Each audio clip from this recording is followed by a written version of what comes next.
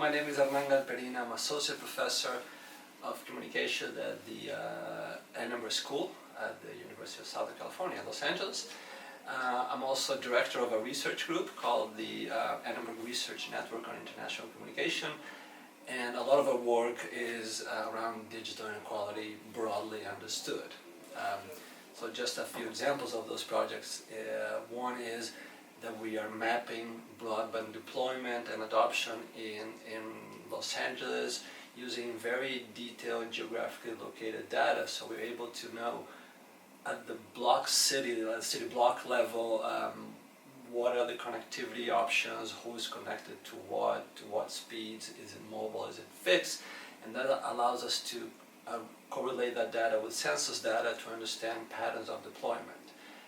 One of, I think, the most interesting findings of that research, perhaps not surprising, but we're able to provide very clear and quantify the evidence that there is what we call digital redlining, that some areas which are the historically marginalized, low income and mostly black areas in Los Angeles, they are being bypassed by broadband infrastructure development, fiber networks, and that creates, that limits options, that limits competition.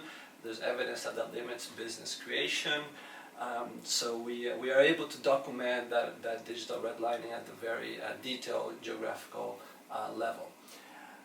Another project that we are engaged in, and it's very exciting, we have collaborators including some here at LSE, and is the project where we try to understand the patterns of engagement and use of digital technologies among the homeless population.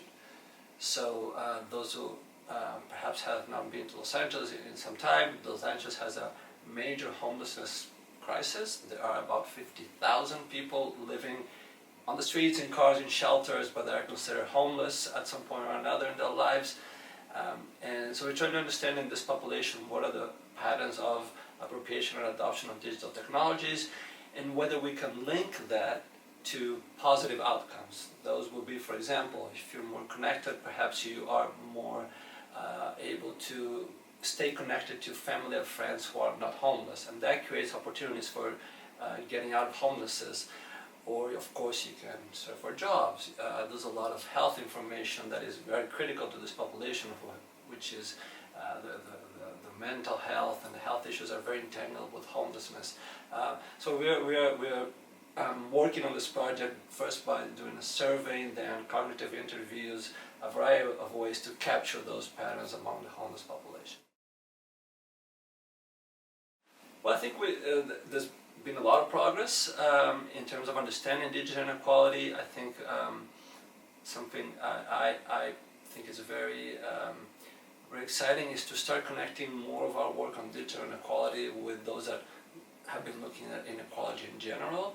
So those in education and in sociology and political science and economics. So all these disciplines have something to say about inequality. So we are cutting sort of a bit of a slice of the cake when we talk about digital, but it's really part of the same problem.